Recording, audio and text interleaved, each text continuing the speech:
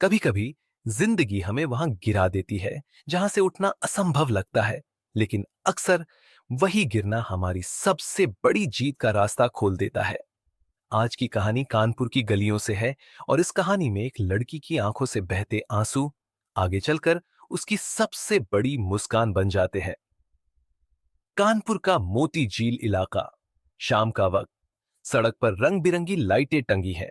Band बाजे की आवाजें दूर दूर तक गूंज रही हैं। एक बड़े से मकान में शादी की तैयारियां जोरों पर है। मेहमान आते जाते दिख रहे हैं। औरतें गीत गा रही हैं। पंडाल सज चुका है। लेकिन दोस्तों, घर के अंदर ऊपर वाली मंजिल पर एक कमरे में सिया अकेली बैठी थी। सज धज कर दुल्हन बनी, लेकिन उसके चेहरे पर मुस्कान नहीं, बस आंसू थे। उसकी मां आई और पास बैठकर बोली, बिटिया, तू रो क्यों रही है? देखना, कितना अच्छा रिश्ता मिला है। पूरा शहर कह रहा है कि तू कितनी किस्मत वाली है। सिया ने धीमी आवाज में कहा। मां ने उसका हाथ पकड़ा और बोली, बिटिया, ये डर हर लड़की को शादी से पहले लगता है। तू बस भगवान का नाम ले, सब ठीक हो जाएगा। लेकिन दोस्तों, दिल की आवाज और होती है और दुनिया की राय और। रात हुई। बारात आई। चकेरी चौराहे से गुजरते हुए जब बैंड बाजे की टोली पहुंची तो सड़कें जाम हो गईं। ढोल पर नाचते बाराती, पटाखों की आवाज, पूरा इलाका शादी में डूब गया। लड़का राघव मंडप में आया। बहुत शानो शौकत वाला परिवार। जब उसने मंडप में बैठी दुल्हन सिया का चेहरा देखा तो उसके चेहरे का रंग बदल गया। अचानक उसने सबके सामने कहा, मैं ये शादी नहीं कर सकता। दोस्तों, जैसे ही ये शब्द उसके मुंह से निकले, पूरा मंडप सन्न रह गया। लोग एक दूसरे को देखने लगे। क्या हुआ? लड़की में कोई कमी है क्या? इतनी बड़ी बेइज्जती। सिया के पिता का चेहरा शर्म से झुक गया। मां बेहोश होकर गिर पड़ी और सिया, वो पंडाल के कोने में खड़ी, बस चुपचाप आंसू बहाती रह गई। और दोस्तों, आगे जो होने वाला है वो सिर्फ सिया की नहीं, हर उस लड़की की कहानी है जिसे अपनी इज्जत के लिए खड़ा होना पड़ता है। लेकिन आगे बढ़ने से पहले, अगर आप इस कहानी की गहराई महसूस कर पा रहे हैं, अगर आपको मेरी आवाज और ये सफर आपके दिल तक पहुंच रहा है, तो स्टोरी बाय डी के चैनल को जरूर सब्सक्राइब कर लीजिए, क्योंकि आपका एक छोटा सा सब्सक्राइब मुझे ऐसी सच्ची और भावुक कहानियां आप तक और भी प्यार से पहुंचाने की ताकत देता है।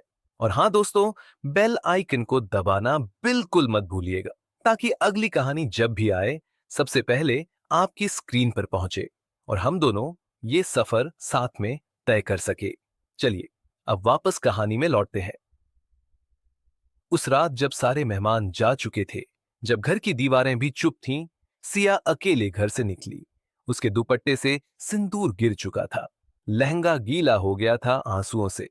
वो सीधे फूलबाग मंदिर पहुंची। मंदिर की सीढ़ियों पर बैठकर उसने भगवान से कहा, क्यों मेरे साथ ही ऐसा हुआ? मैंने तो किसी का बुरा नहीं किया था। उसकी आंखों से आंसू बह रहे थे। तभी पीछे से एक आवाज आई, तुम ठीक हो? सिया ने पलट कर देखा। सामने एक साधारण सा लड़का खड़ा था। नीली जीन्स, सफेद शर्ट। कोई बनावटीपन नहीं, कोई दिखावा नहीं। उसका नाम था आदित्य। आदित्य ने उसके पास आकर कहा, मैंने सब देखा, सब लोग तुम्हें दोषी मान रहे थे, लेकिन मेरी नजर में तुम सबसे मजबूत हो। भगवान ने तुम्हें उस इंसान से बचा लिया जो तुम्हें कभी अपना मान ही नहीं सकता था। सिया ने कांपती आवाज में कहा, तुम नहीं समझोगे, जब पूरी दुनिया उंगली उठाती है ना, तो इंसान अंदर से मर जाता है। आदित्य ने उसकी आंखों में देखते हुए कहा, तो जीना दुनिया के लिए क्यों, जीना अपने लिए सीखो। दोस्तों, यही वो पहली मुलाकात थी जिसने सिया की जिंदगी बदल दी। दिन बीतने लगे। आदित्य और सिया की मुलाकातें बढ़ने लगीं। कभी गंगा बैराज पर जाकर दोनों बैठते, बहते पानी को देखते और चुप रहते। कभी जाजमऊ घाट पर आरती में शामिल होते। कभी मॉल रोड पर चाय पीते पीते घंटों बातें करते। आदित्य अमीर नहीं था। उसके पिता कैंट इलाके में चाय की दुकान चलाते थे। लेकिन दोस्तों, उसके पास वो सब कुछ था जो सिया को चाहिए था, इज्जत, अपनापन और सच्चाई। धीरे धीरे सिया ने महसूस किया कि शादी का मतलब सिर्फ पैसा और घराने से नहीं होता। शादी उस इंसान से होती है जो तुम्हें दिल से अपना ले। 6 महीने बीत गए। एक दिन अचानक वही राघव और उसका परिवार सिया के घर आया। उन्होंने हाथ जोड़कर कहा, हमें अपनी गलती का एहसास हो गया है। समाज के दबाव में हमसे गलती हो गई। हम रिश्ता फिर से जोड़ना चाहते हैं। सिया के पापा, जिनकी इज्जत उस दिन मिट्टी में मिल गई थी, वो सोचने लगे कि अगर ये रिश्ता जुड़ जाए तो लोग बातें बनाना बंद कर देंगे।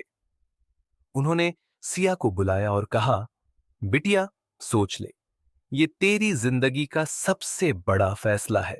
अम सबके सामने सिया ने सिर झुकाकर कहा, शादी मैं करूंगी, लेकिन उस इंसान से नहीं जिसने मुझे बेइज्जत किया। सारे लोग चौंक गए। सिया ने आगे कहा, मैं शादी करूंगी उस इंसान से जिसने मेरी इज्जत बचाई, जिसने मुझे टूटने नहीं दिया, जिसने मुझे सिखाया कि जिंदगी किसी और के लिए नहीं, अपने लिए जी जाती है। उसने वहीं आदित्य का हाथ पकड़ लिया। पूरा माहौल थम गया, लोग दंग रह गए। लेकिन दोस्तों, यही वो लम्हा था जब एक लड़की ने अपनी जिंदगी का सबसे बड़ा फैसला लिया। कुछ महीनों बाद सिया और आदित्य की शादी हुई। न कोई शानो शौकत, न ढोल नगाड़े, बस गंगा किनारे साधारण मंडप में। लेकिन वहां मौजूद हर शख्स ने देखा कि सच्चा प्यार कैसा होता है। दोस्तों, कानपुर की गलियों में आज भी लोग इस कहानी को याद करते हैं। वो कहते हैं, सिया ने हमें सिखाया कि शादी घराने और पैसों से नहीं होती। शादी उस इंसान से होती है जो हर हाल में आपका साथ दे। और शायद इसलिए जिंदगी में जो हमें खोता हुआ लगता है, वही हमें असली खुशी दिला देता है।